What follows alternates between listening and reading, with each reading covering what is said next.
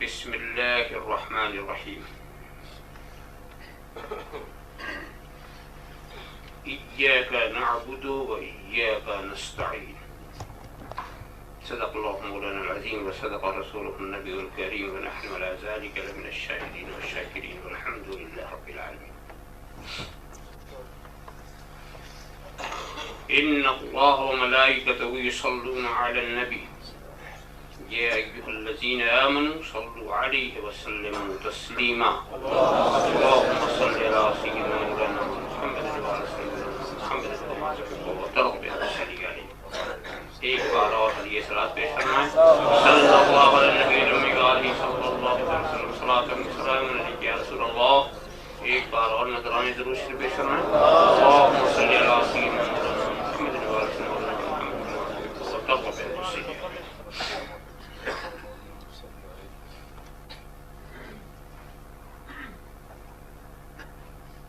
میں نے قرآن کریم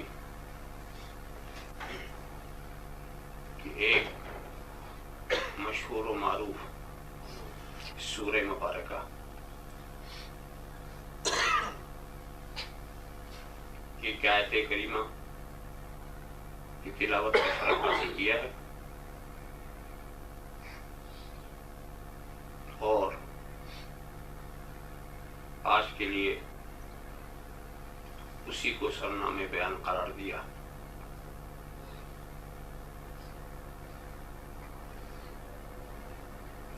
ایاک نعبد و ایاک نستعین.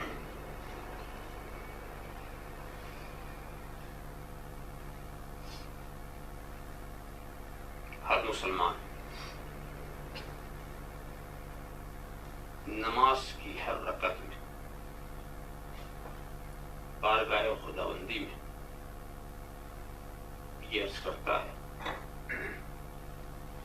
اور اس کے سوا بھی نہ جانے کتنی بار وہ کہتا رہتا ہوگا کہ اے اللہ ہم تیری ہی عبادت کرتے ہیں اور تجھی سے مدد مانگتے ہیں.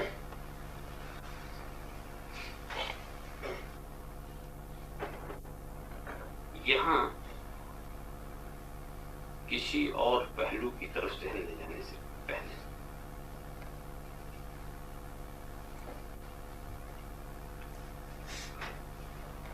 عربی زبان کے گرامر کی روشنی میں ایک بات میں عرض کروں، پھر آپ اسلامی تعلیمات کی خوبیوں سے اچھی طرح سے واقف ہو سکیں گے. یہ نعبدو یا نستعین، یہ دونوں عربی زبان میں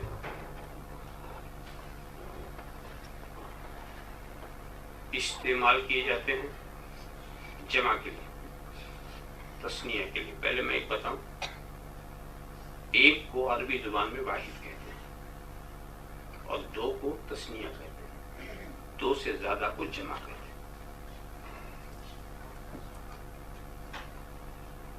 تو کچھ صیغے ہوتے ہیں واحد کے لیے، کچھ کلمات واحد کے لیے استعمال ہوتے ہیں.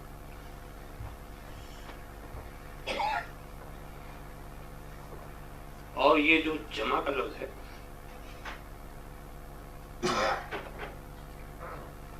وہ کثرت کے لیے آتا ہے. ایسا لگتا ہے کہ بولنے والے دو ہیں یا دو سے زیادہ. اور ساتھ ہی ساتھ ایک بات اور بتائیں کہ جمع کا لفظ بھی واحد کے لیے آتا ہے مگر وہ واحد معظم ہوتا ہے. واحد معظم کے لیے جمع کا لفظ آتا ہے. جیسے ورفعنا لک ذکر، وہاں بھی جمعی کا لفظ ہے، ہم نے بلند کیا، مگر وہ وہاں واحد معظم کے لیے. ایسا واحد جو اپنے دامن میں عظیم عظمتیں اور برتریاں لیے ہوئے، اس کے لیے بھی جمع کا لفظ بولتے ہیں.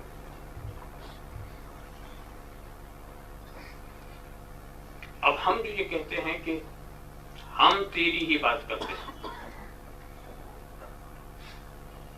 بولنے والے تو ہم ہیں نا، اور کس عالم میں بول رہے ہیں کہ خدا کی عبادت کر رہے ہیں اور یہ کہہ رہے ہیں. یہ مقام اگر کوئی باعظمت بھی ہو تو عظمت کے اظہار کا ہے ہی نہیں. جب خدا کی بارگاہ میں آپ کھڑے ہیں تو یہ عاجزی کا مقام ہے، انکساری کا مقام ہے، اپنی عظمتوں کے اظہار کا کوئی مقام ہی نہیں. تو جب اس کا کوئی مقام ہی نہیں تو یہ واحد معظم والا کوئی پہلو یہاں نہیں کرتا کہ آپ خدا کی بارگاہ میں کچھ اپنی عظمت دکھانا چاہتے ہیں. یہاں تو آپ جھکنے کے لیے آئے ہیں، سر اٹھانے نہیں آئے. تو خاص طور سے عبادت میں یہ پہلو بھی نہیں آتا. اب رہ گئے دو، تو بولتے ہیں ایک اور مراد لے لیا دو یا دو سے زیادہ، وہ پہلو اور بھی مشکل پڑ گیا.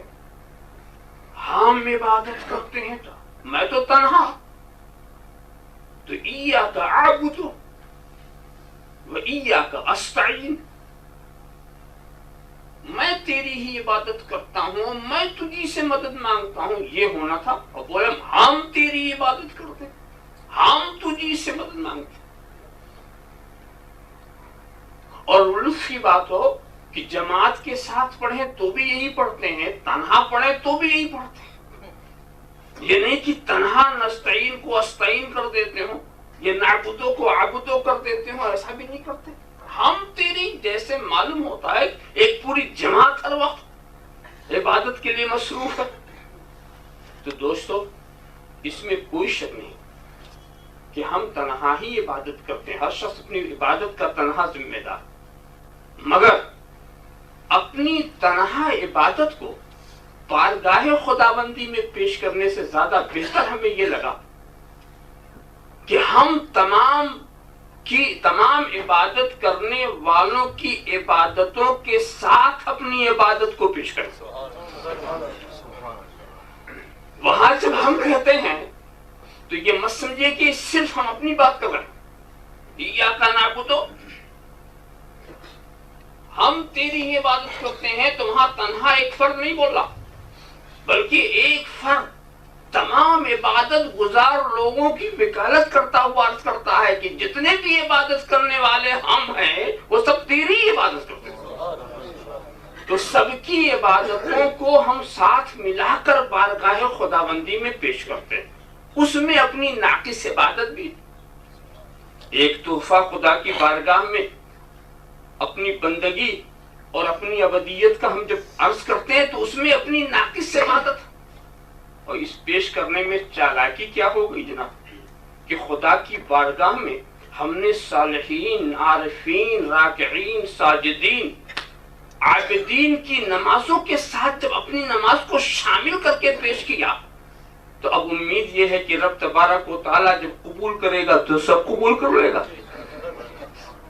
اب ہمیں اطمینان ہو گیا کہ یہ ہماری ناقص نماز پلٹائی نہیں جائے گی، یہ ہماری ناقص نماز پلٹائی نہیں جائے گی. ویسے تو فضل عظیم والا ہے، وہ رحیم و کریم ہے، مگر ہم نے بھی ایک ایسا راستہ نکالا ہے اور یہ راستہ بھی اسی نے بتایا ہے کہ میرے پاس کوئی تحفہ بھی پیش کرو تو تنہا نہ پیش کرنا، ورنہ تیری ذات کیا، تیرا تحفہ کیا. میرے مقبول بندوں کی نمازوں اور ان کی عبادتوں میں شامل کر کے جب پیش کرو گے تو میں انہیں تو محروم نہیں کروں گا، تو ان کے صدقے میں تمہیں بھی محروم نہیں کروں گا. ان کی عبادتوں کو قبول کروں گا تو تمہاری بھی عبادتوں کو قبول کر لوں گا. میں اس سلسلے میں فقہ کا ایک مسئلے کی طرف آپ کے ذہن کی توجہ لے جاؤں، آپ کے ذہن کو لے جاؤں. وہ اس کو خیار عیب کہتے ہیں. خیار عیب جانتے کیا؟ آپ کسی دکان سے کوئی چیز خرید لیں تو آپ کو یہ اختیار ہے کہ اس میں اگر عیب ہے تو آپ پلٹا سکتے ہیں. 3 دن تک کا آپ کی یہ پاور، اور پھر اس دکاندار کو اسے واپس لینی پڑا گا. شرعی نقطۂ نظر سے واپس نہیں لے تو آپ اسلامی عدالت میں اس کا کیس بھی دائر کر سکتے ہیں.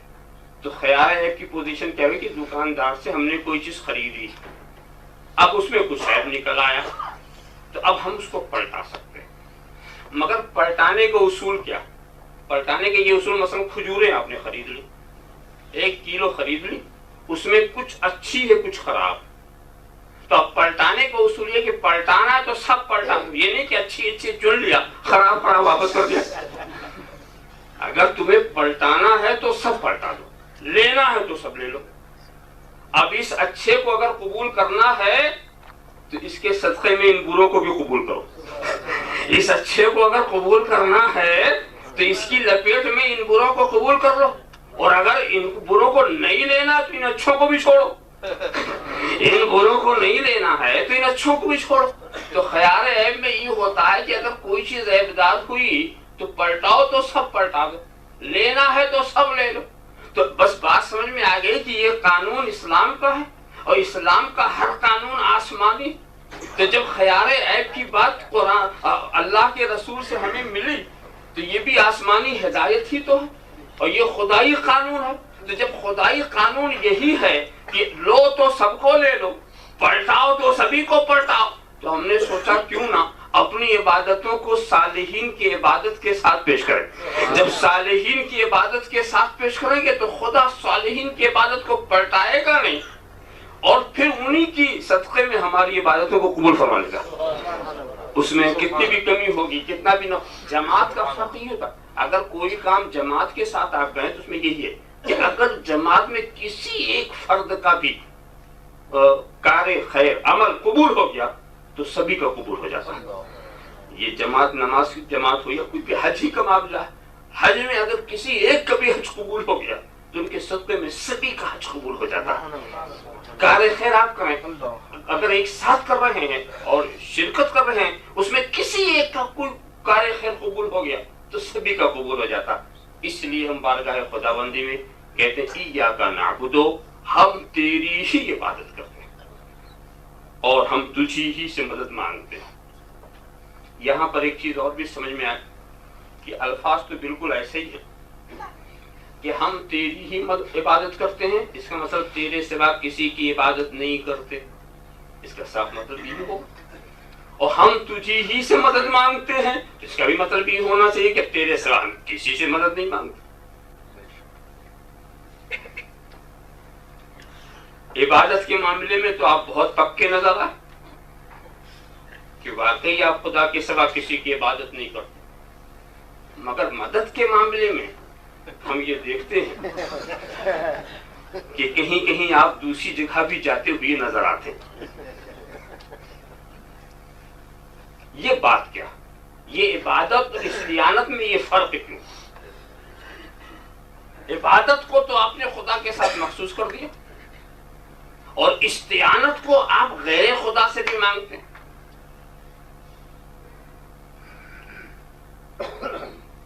اور صرف آپ ہی نہیں مانگتے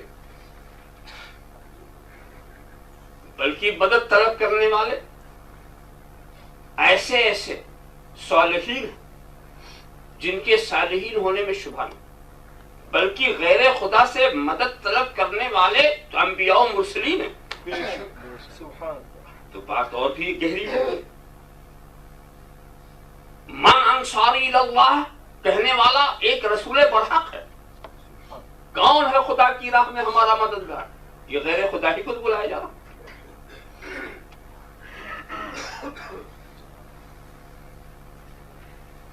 آپ خیال کرتے چلے جائیں تو بات اور بھی اہم ہوگی. تو اب ہمیں سوچنا پڑے گا کہ آخر عبادت اور استعانت دونوں پہلو میں ہم نے استعمال کیا، فرق کیا؟ تو اب میں آپ کو بتاؤں کہ عبادت کہتے کس کو؟ پہلے اس میں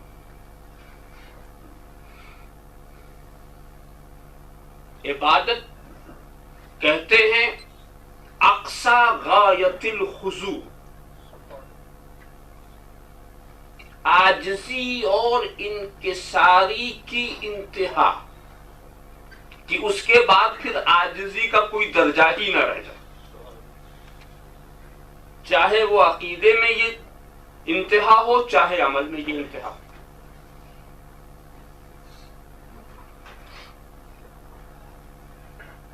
انتہا اس کا نام ہے عبادت. عاجزی، فروتنی، انکساری کی انتہا اس کا نام ہے عبادت.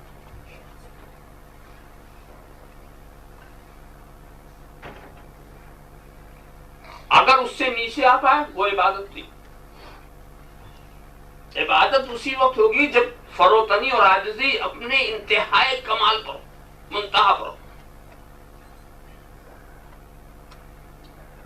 جب یہ بات آ گئی تو یہ بات بالکل واضح ہے کہ کسی چیز کی بھی انتہا ایک ہی ہوتی، ابتدا بھی ایک اور انتہا بھی ایک. درمیانی کڑیاں تو بہت ہوتی ہیں،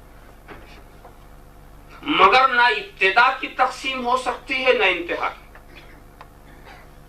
کسی بھی چیز کی انتہا کوئی ایک ہی ہوگی.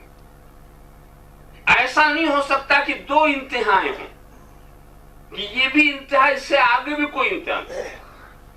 حقیقی انتہا جسے کہیں گے یا حقیقی ابتدا جسے کہیں گے، ہر چیز کی ابتدا بھی ایک اور ہر چیز کی انتہا بھی ایک. اور جب انتہا ایک تو انتہا کی بھی تقسیم نہیں ہو سکتی اور ابتدا کی بھی تقسیم نہیں ہو سکتی. درمیانی منزلیں کچھ بھی ہوں. تو جب عبادت نام ہے عاجزی اور فروتنی کے انتہا کا، تو اب وہ ایک ہی ہوگی، دو نہیں ہو سکتی. اس لیے کہ انتہا معاملہ اس میں تقسیم نہیں، ایک ہی اسٹیج اور وہ پھر ایک ہی ذات کے لیے مخصوص ہوگا. پھر دوسرے کے ساتھ وہ عمل اس کا استعمال ہم نہیں کر سکتے. مگر مدد کی کیفیت میں بتاؤں آپ کو، مدد کے درجے الگ الگ ہیں. چھوٹی بھی مدد ہوتی ہے، بڑی بھی ہوتی. کسی نے آپ کو 4 آنے دے دی، یہ بھی ایک مدد ہے. 5 پاؤنڈ دے دیا، وہ بھی ایک مدد ہے. لاکھوں دے دیا، وہ بھی ایک مدد ہے. تو مدد کے درجات بہت ہیں. مدد کی تو تقسیم ہو سکتی ہے، مدد کے اسٹیج مراتب الگ ہیں، مگر عبادت کی کوئی تقسیم نہیں ہو سکتی. عبادت ایک ہی چیز ہے اور وہ جس کے ساتھ مخصوص ہوگی اسی کے ذات کے ساتھ. مگر مدد کا معاملہ ایسا ہے کہ وہ اس کے بہت سارے درجات ہیں. اسی لیے جس قرآن نے ایاک نعبدو کہا ہے تو پورے اسلام کو آپ دیکھ ڈالیں اور قرآن کریم کی ہر آیت پر غور کر ڈالیں اور جتنی احادیث منقول ہیں یا جتنے بھی ارشادات صحابہ کرام کے سب کو دیکھیں، کسی معنی میں بھی غیر خدا کی عبادت کا کوئی تصور نہیں ملے. کسی معنی میں بھی مجاز حقیقت کی کوئی تعویل، کسی بھی تعویل میں بھی کہیں بھی یہ نہیں کہا گیا کہ غیر خدا کی عبادت کرو. عبادت کا حکم خدا کے سوا غیر خدا کے لیے نہ کہیں ملے گا اور نہ کسی تعویل کی روشنی میں یا تعویل کی آڑ میں کوئی کسی غیر خدا کو اپنا معبود کہہ سکتا، نہ بنا سکتا. یہ تو رہا عبادت کا معاملہ. اور استعانت کا معاملہ، جس نے کہا ایاک نعبد و ایاک نستعین، وہی کہہ رہا استعینوا بالصبر والصلاۃ. وہی لفظ استعانت ہی والا، مدد طلب کرو صبر سے اور صلاۃ سے. لیجیے، میں تو وہاں یہ کہہ کے آیا تھا کہ میں خدا ہی سے مدد طلب کروں گا. یہاں مجھے سے کہا جا رہا ہے کہ صبر سے اور صلاۃ سے، اور وہ کس کا صبر؟ وہ تیری اپنی ذات والا صبر. یہ نہیں کہ جب کہا جاتا نماز سے طلب کرو تو کس کی نماز سے؟ آپ جس نماز سے مدد طلب کریں گے وہ حضرت علی کی نماز نہیں ہوگی. آپ جس صبر سے مدد طلب کریں گے وہ امام حسین کا صبر نہیں ہوگا. آپ کو تو اپنے صبر سے مدد طلب کرنا ہے اور آپ کو اپنی نماز سے مدد طلب کرنا ہے. تو جب تیری ذات غیر خدا ہے تو تیری صفات خدا کیسے بن گئی؟ ذرا صاحب خیال کرو. تو غیر خدا سے مدد طلب کرنے کا ہو اور وہ بھی ہماری نماز، وہ بھی ہمارا صبر. ذرا صاحب خیال کرو. اور ہم سے کہا مدد طلب کرو صبر سے بھی صلاۃ سے بھی. تو اب مدد طلب کرنے کی بات کی گئی، مگر ایسا کبھی نہیں کیا گیا کہ صبر کو پوجو یا نماز کو پوجو، ایسی بات کہیں نہیں کہی. تو پوجنے کا لفظ خدا کے سوا کسی کے لیے بھی نہیں استعمال ہوا، نہ کسی ذات کے لیے نہ کسی صفت کے لیے. مگر مدد کا لفظ تعاونوا علی البر والتقوی، آپس میں نیکیوں اور تقوی میں ایک دوسرے کی مدد کرو. یہ نہیں کہا گیا کہ آپس میں ایک دوسرے کو پوجو. پوجنے کا لفظ تو کہیں نہیں آ رہا، مگر مدد کا لفظ ہر جگہ آ رہا. ذرا سا جگہ جگہ بھی دیکھو تمہارے مددگار بنائے گئے. اور پھر اسی حضرت عیسیٰ نے جب کہا من انصاری اللہ، کون ہے ہمارا مددگار اللہ کی راہ میں، تو پھر حواریون نے سمجھا کہ مجھے سے کہا جا رہا، تو انہوں نے کہا نحن انصار اللہ، ہم اللہ کے دین کے مددگار، ہم اللہ کے دین کے مددگار. اپنے کو مددگار یہ سمجھ رہے ہیں، حضرت عیسیٰ مددگار سمجھ کے بلا رہے ہیں. معلوم ہے کہ اب اور قرآن خدا سے کیا کہتے ہیں، ہم ایاک نستعین، ہم تجھی سے مدد مانگتے ہیں. اب خیال کیجئے، وہاں تو ہم تجھی سے مدد مانگتے ہیں اور یہاں مددگاروں کی پوری لسٹ بنی ہوئی، اور وہ بھی قرآن کی روشنی میں. یہاں تک کہ خود خدا ارشاد فرمائے کہ جب ہم ایک مقدس رسول تیرے انبیاء کرام سے، واقعی میثاق یاد کرو، عہد میثاق، کہ جب مقدس رسول تمہارے پاس آئے گا کتاب و حکمت لے کر کے، اور تمہارے پاس جو کچھ ہے اس کی تصدیق فرمائے گا، تو جانتے ہو کیا کرنا، لَتُؤْمِنُنَّ بِهِ وَلَتَنْصُرَنَّهُ، ان پر ایمان بھی لانا ہے اور ان پہ مدد بھی کرنا. لیجیے ہم خدا سے تو ہم یہ کہہ رہے ہیں کہ ہم تیری مدد مانگتے ہیں، اور خدا یہ کہہ اے بندو تمہیں مدد کرنا، اے بندو تمہیں مدد کرنا. انتہا کی بات دیکھیے کہ خدا تو کسی کی مدد کا محتاج نہیں، مگر کہتا ان تنصروا اللہ ینصرکم، اگر تم خدا کی مدد کرو گے تو خدا تمہاری مدد کرے گا. لیجیے سب اور مشکل مسئلہ ہوتا چلا جا رہا ہے. خدا کس مدد کا محتاج ہے، وہ کیسا، وہ ہم سے یہ کہہ رہا ہے. مگر عبادت والا لفظ اپنی جگہ محفوظ، کہیں غیر خدا کا اشارہ کنایا میں بھی عبادت اور پرستش کی بات نہ کی گئی. اور مدد کے لیے اللہ کے اولیاء کی ایک پوری لسٹ ہی پیش کر دی گئی. اطلبوا الایادی عند فقراء المسلمین، مسلمانوں میں سے وہ لوگ جو ساری دنیا سے بے نیاز ہیں، ان سے مدد طلب کرو، ان سے نعمتیں طلب کرو. آپ خیال کرتے چلے جائیں. اب اس جگہ پر یہ سوچنے کی بات ہوگی معاملہ کیا ہے کہ ایک طرف تو ہم تیری ہی مدد چاہتے، اور دوسری طرف مدد کی اور بھی منزلیں اور بھی مقامات نظر آ رہے ہیں. ہم آپ کو بتا دیں دوستوں، مدد کا معاملہ ہی ایسا ہے کہ اگر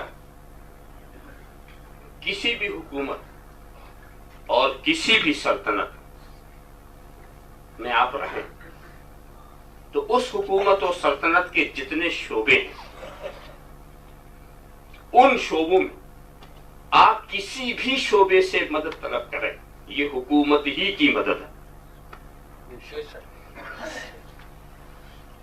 یہ ہماری گورنمنٹ ہے نا، اس میں مختلف شعبے، ایک تو دفاعیہ جس کو ملٹری کہتے ہیں، اور اس کے بعد ایک شعبہ ہے مقننہ ہے جہاں قانون بنتا، پارلیمنٹ اور اسمبلی، اور ایک شعبہ ہے عدلیہ جہاں قانون نافذ کیا جاتا ہے، بنتا ہے پارلیمنٹ میں، نافذ کیا جاتا ہے کچہریوں میں، اور ایک ہے انتظامیہ جو ملک کے انتظام کو سنبھالتے ہیں. تو یہ مختلف شعبے، اور ہر شعبے میں رہنے والے کا الگ الگ نام.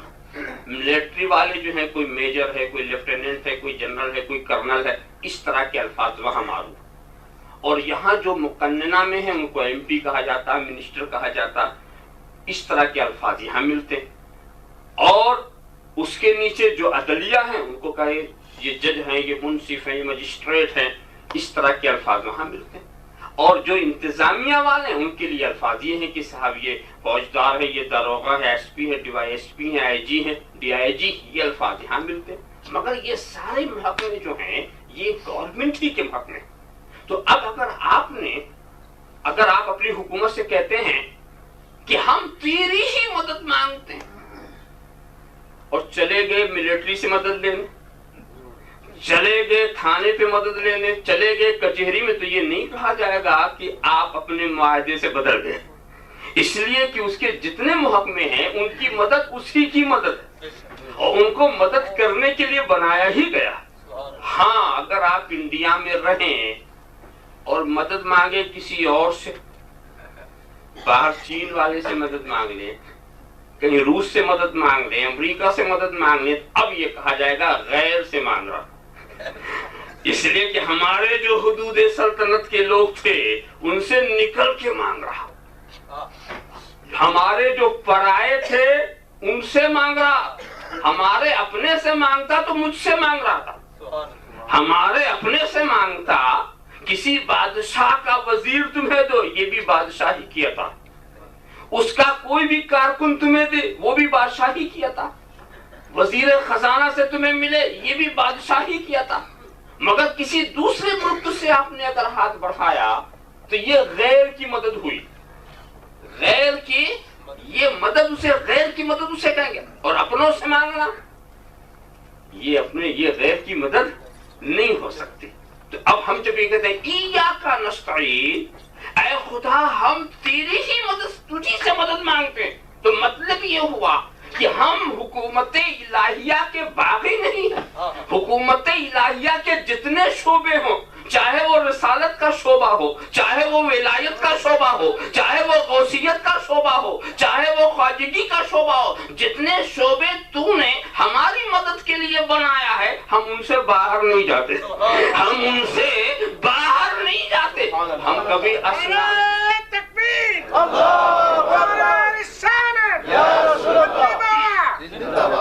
ہم کبھی اسنام کے پاس نہیں جاتے، ہم کبھی بتوں کے پاس نہیں جاتے، ہم تیرے دشمنوں کے پاس نہیں جاتے، ہم اس کے پاس جاتے۔ اسی لیے اب سمجھ لو کہ غیر اللہ کیا ہے، ہم غیر اللہ کے پاس نہیں جاتے، ہم غیر اللہ کے پاس نہیں جاتے ہو، اور جس کے پاس جاتے ہیں وہ غیر اللہ نہیں ہے، وہ ولی اللہ، وہ غیر اللہ نہیں ہے، وہ ولی اللہ ہے۔ غیر اللہ تو وہ ہے جو خدا سے بیگانہ ہو، اور اللہ کا ولی وہ ہے جو خدا کا اپنا۔ تو ہم خدا کے اپنوں سے مدد مانگتے ہیں اور پھر یہ خدائی خزانے سے ہمیں دیتے ہیں، تو اب ان کا دینا بھی خدا ہی کا دینا ہے، ہم ان کا دینا بھی، تو ہم ان کے در پر جب جاتے ہیں تو یہ سمجھ کے جاتے ہیں کہ یہ اللہ کے محبوب بندے ہیں، یہ دینا بھی جانتے ہیں، دلانا بھی جانتے ہیں، دونوں طریقے ان کو معلوم ہے۔ تو ایاک نستعین، اے خدا ہم تجھی سے مدد مانگتے ہیں، غوث کی چوکھٹ پر بھی ہم تجھی سے مدد مانگتے ہیں، خواجہ کے آستانے پر بھی ہم تجھی سے مدد مانگتے ہیں، محبوب الہی کی دہلیز پر بھی ہم تجھی سے مدد مانگتے ہیں، اس لیے کہ یہ سب کے سب تیری ہی مدد کے ظہور کی جگہ ہے، تیرے مدد کے ظہور کی جگہ ہے۔ اے خدا ہم پانی بھی پیتے ہیں تو یہ بھی تجھی سے مدد ہے، کھانا کھاتے ہیں تو یہ بھی تجھی سے مدد ہے، ہم کچھ بھی کرتے ہیں، ہمارا عقیدہ ہے کہ پانی کیا، اس کی بساط کیا ہے، پیاس تو تو بجھاتا ہے، بھوک تو تو مٹاتا ہے، شفا تو دیتا ہے، تو چاہے دنیا ہو چاہے دین ہو، ہم اسی مرکز پہ جاتے ہیں جس مرکز کو تو نے سبب بنایا ہے ہماری مصیبتوں کے دور کرنے کا۔ تو ایاک نستعین، ہم تجھی ہی سے مدد مانگتے ہیں، ہم تجھی ہی سے مدد مانگتے ہیں۔ بات جب اس چیز کی آپ نے اچھی سمجھ لیا، ہاں وہ تجھ سے مدد نہیں مانگتا جو تجھے چھوڑ کر غیروں کو پکارتا، وہ تجھ سے مدد نہیں مانگتا جو تجھے چھوڑ کر کے غیروں سے پکارتا ہے۔ کتنے شرم کی بات ہے، کس قدر پانی میں ڈوب مرنے کی بات ہے کہ مدینے کا رہنے والا، سعودی عرب کا رہنے والا مدد کے لیے امریکہ کو بلائے، جاپان کو بلائے، اور خدا سے یہ کہے کہ ہم تجھی سے مدد مانگتے، خدا سے یہ کہے کہ ہم تجھی سے مدد مانگتے۔ یہود و نصارہ نہ کبھی اسلام کے دوست تھے نہ کبھی دوست ہو سکتے ہیں، یہود و نصارہ نہ مسلمانوں کے دوست تھے نہ کبھی ہو سکتے ہیں، یہ اللہ اور رسول کے کھلے ہوئے دشمن ہیں۔ تو اللہ پر ایمان لانے والا اور قیامت کے دن پر ایمان لانے والا ان سے محبت کرے، ان سے محبت کرے تو اسے اپنے ایمان کا جائزہ لینا چاہیے، اس کو اپنے ایمان کو سمجھنا چاہیے۔ خدا سے تو یہ کہہ رہا ہے کہ ہم تجھی سے مدد مانگتے ہیں، اور شیطانی اور طاغوتی طاقتوں کو بلا رہا ہے، सब ताज्जुब की बात है। अरे मदीने की तरफ तवज्जो नहीं गई। तवस्सुल बिल अंबिया हराम, तवस्सुल बिल औलिया हराम, औलिया से मदद मांगना हराम, अंबिया से मदद मांगना हराम कहने वाली कौम मुशरिकीन और कुफ्फार से मदद मांग रही है। कहने वाली कौम मुशरिकीन और कुफ्फार से मदद मांग रही है। आप ख्याल करते चले जाएं, ये सोचो। और वो भी क्या, किस लिए मदद मांग रहे हैं, किस लिए? हरमैन के तहफ्फुज के लिए? गलत। हरमैन के तहफ्फुज के लिए नहीं, अपने खानदान को बचाने के लिए, शहंशाहियत को बचाने के लिए। न हरमैन को कोई खतरा है, न इस्लाम को कोई खतरा है, न मुसलमानों को कोई खतरा है। खतरा तो एक साहब की बादशाहत को है, उनकी आमिरियत को खतरा है। तो आमिरियत को जब बचाना हुआ तो फिर हम अमेरिका को मदद। और लुत्फ की बात देखिए कि वो भी जैसे मुंतजिर बैठे थे कि बुलाओ चाहे ना बुलाओ हम आते हैं, जैसे शैतान बगैर बुलाए आ जाता। बुलाओ चाहे ना बुलाओ हम आते हैं। बड़े मददगार बने हुए हैं जनाब, आ गए। अब इन मेहमानों की मेहमान नवाजी कैसे की जा रही है? इनके लिए क्या शराब मुहैया न की जाएगी? क्या इनके लिए खिंजीर मुहैया न किया जाएगा? उस मुकद्दस सरजमीन पर जहाँ शराब की हुर्मत की आयत उतरी हो, उस मुकद्दस सरजमीन पर जहाँ खिंजीर की हुर्मत की आयत उतरी हो, और आप तवाज़ो कर रहे हैं और फिर बन रहे हैं खादिमुल हरमैनी शरीफैन। खादिमुल हरमैनी शरीफैन, तुम क्या जानो कि हरमैनी शरीफैन का मुकाम क्या है, उसकी मंजिल क्या है, उसका मर्तबा क्या है? जरा ताज्जुब की बात है, गुंबदे खजरा के करीब रहने वाला अमेरिका को देखें, गुंबदे खजरा के करीब रहने वाला अमेरिका को देखे, तो इसका मतलब ये है कि अल्लाह के रसूल ने अपना साया उठा लिया। रास्ता देखो, तबाही इनके सामने आ गई है। शहंशाहियत को तो बर्बाद ही होना है, चाहे जिस अंदाज से भी बर्बाद हो। मगर आज वो आगे मदद के लिए, और कैसी, मेरी समझ नहीं आया अमेरिका इनकी मदद कर रहा है या अपनी मदद कर रहा है, ये भी समझ में नहीं आया। इसलिए कि मैं तो ये देख रहा हूँ कि सऊदी गवर्नमेंट का भी वो तेल निकाल रहा है, जमीन से भी तेल निकाल रहा है, ऐसा तेल निकाल रहा है कि बस बाद में चेहरे इनके पहचाने भी नहीं जाएंगे। अल्लाहुम्मा सल्ली अला सय्यिदना मौलाना मुहम्मद व अला सय्यिदना मौलाना मुहम्मद कमा तुहिब्बु व तुहिब्बु अन तुसल्ली अलैहि। जरा सा ताज्जुब की बात हो, भेड़ियों को मदद के लिए बुलाया, भेड़ियों को मदद के लिए बुलाया है। ये नए किस्म के मददगार हैं जो आकर के आपको, आपके हरम को बचाएंगे। क़िबले अव्वल को कब्जे में कर रखा, आज फिलिस्तीनी मारे मारे फिर रहे हैं। बड़े मुसलमानों के आप हमदर्द हैं। इसराइल का खंजर हमारे सीने पर तुमने लगा दिया, बड़े मुसलमानों के आप हमदर्द हैं। ये कौम न कभी इस्लाम की हमदर्द हो सकते न मुसलमानों की। और फिर ये भी समझ लो कि जो इस कौम का साथ दे वो हमारा नहीं है, इन्हीं का है। वो हमारा नहीं है, वो इन्हीं का है। जरा सा अच्छी तरह से समझो। एक तो वो भी ईमान वाले थे, आप बताइए, जबकि काबे को वाकई खतरा बज़ाहिर था, काबे को बज़ाहिर वाकई खतरा था, मगर काबे के मुतवल्ली का किरदार क्या था? अब्रहा जब अपने फौज लेकर आया, हाथियों का लश्कर लेकर आया, तो वाकई बज़ाहिर खतरा था काबे के लिए। मगर काबे के मुतवल्ली हजरत अब्दुल मुत्तलिब, हुजूर के जद्दे करीम, उनका किरदार क्या था? कोई फिक्र नहीं थी। कितना यकीन था, कितना यकीन था, कोई फिक्र नहीं थी। मेरा घर हो तो मैं बचाऊंगी, जिसका घर हो बचाएगा। बड़े बेफिक्री के आलम में थे, बड़ी बेफिक्री के आलम में थे। और इत्तेफाक देखिए कि उनका ऊंट अगर लश्करी ले भी गए तो वो अब्रहा के पास जाते हैं तो काबे की बात नहीं करते, ऊंट की बात करते हैं। अपनी चीज का मुतालबा करते हैं कि जो मेरी चीज है मुझे वापस करा दो। अरे हम तो समझे थे तू काबे के ताल्लुक से कुछ कहने आया, उसके ताल्लुक से मुझे कुछ नहीं कहना। उसका बचाने वाला खुद ही देख रहा, उसका बचाने वाला खुद ही देख रहा। याद रखो, रब तबारक व तआला हमेशा बातिल कुव्वतों को बड़ी जाहिरी तवानाइयां देता, मादी ताकतें देता। उसके मुकाबिल में जो ताकतें होती हैं वो बेसरो सामा नजर आती हैं, उनके नजदीक इतनी ताकत नहीं होती। मगर हम जब मुकाबले का नतीजा देखते हैं तो हक को बुलंदी होती है और बातिल को रुसवा होना पड़ता है। जरा आप ख्याल करें, एक तरफ सिर्फ हजरत इब्राहिम, एक तरफ पूरी नमरूदी ताकत। कोई सोच सकता था क्या ایسے ماحول میں حضرت ابراہیم کا مشن چل سکے گا؟ اور ایک آدمی کو صرف حضرت ابراہیم کو آتش کدے میں ڈالنے کا جو منصوبہ بنا تو تعجب، ایک آدمی کو جلانے کے لیے کتنی لکڑیاں چاہیے؟ ایک آدمی کو جلانا ہے اس کے لیے کتنا بڑا آتش کدا چاہیے؟ ارے چند لکڑیوں میں اس کا کام ہو جاتا، اس کے لیے بہت بڑے آتش کدے کی ضرورت ہے۔ مگر آپ دیکھیں تو صرف ایک آدمی کے لیے جو آتش کدا تیار کیا گیا، اس کی چوڑائی بھی 1 میل اور لمبائی بھی 1 میل، اس کو لکڑیوں سے بھر دیا گیا۔ اور اس کے بعد اس دور میں لوگ منتیں مانتے تھے کہ اگر میرا یہ کام ہو جائے تو میں بھی جا کے لکڑی ڈالاؤں گا۔ اس طرح سے لکڑیاں اس میں، اور کتنا زبردست آتش کدا بنایا گیا ایک کے لیے، وہ ایک کے لیے۔ معلوم ہے کہ باطل کتنی زبردست طاقت کے ساتھ آیا، مگر دوستو کیا ہوا؟ وہی ایک غالب رہا، آتش کدا بنانے والے رسوا ہو گئے۔ فرعون کتنی بڑی طاقت کے ساتھ 70,000 جادوگر، بتائیے سا ایک دو سے بھی کام نہیں چلا، 70,000 لاٹھی 70,000 رسی لے کے پہنچ گئے۔ مگر کیا قدرت نے کیا دکھایا؟ قدرت نے دکھایا کیا؟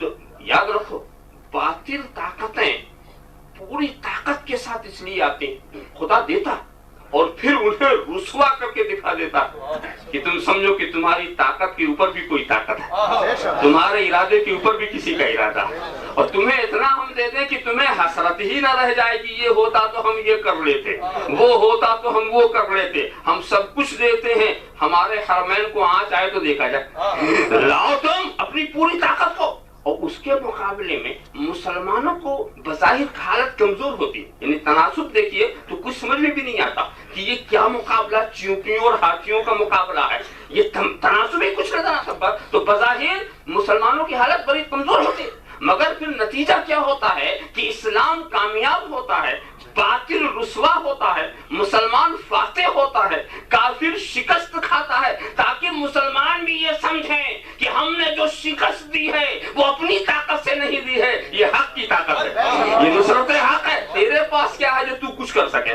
تیرے پاس کیا ہے تو کچھ کر سکے؟ یہ اسی کی مدد ہے جس کی مدد تو رات دن مانگتا ہے۔ ایاک نستعین ایاک نستعین ایاک نستعین، اے مستعان خلق ہمارا کوئی نہیں، ورد زباں ہمارا ہے، ایاک نستعین۔ اور یہ اتنی بڑی طاقت ہے کہ اس راز کو نہ کافر سمجھ پائے گا، نہ مشرک سمجھ پائے گا، نہ یہودی سمجھ پائے گا، نہ نصرانی سمجھ پائے گا۔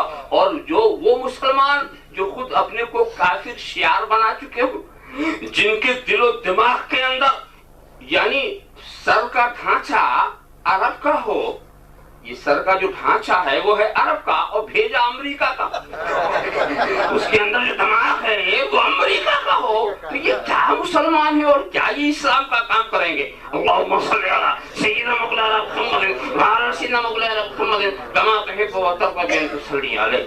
تو دوستو، ایاک نعبد و ایاک نستعین کی محمد سے وفاتوں نے تو ہم تیرے ہیں، یہ جہاں چیز ہے کیا لوح و قلم تیرے ہیں۔ محمد کی محبت دین حق کی شرط اول ہے، اسی میں ہے اگر خامی تو سب کچھ نامکمل ہے۔ محمد کی غلامی ہے سند آزاد ہونے کی، خدا کے دامن توحید میں آباد ہونے کی۔ وآخر دعوانا ان الحمد للہ رب العالمین۔